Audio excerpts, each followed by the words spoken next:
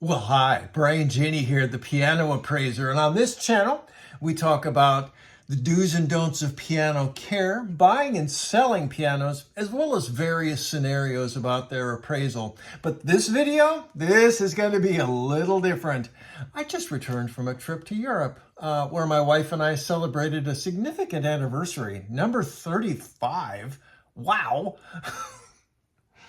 Love that girl. And we had a wonderful time, and I ended up capturing a lot of video of various music events that we went to, street performers, even some folk music and other things like that. So I thought I'd just toss this out there.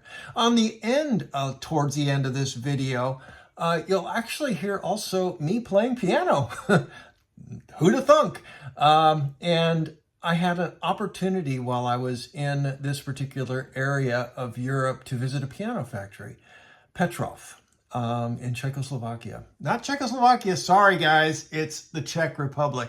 The Czechoslovakia thing was a communist version of Czech, but at any rate, I learned a lot about these things while I was there.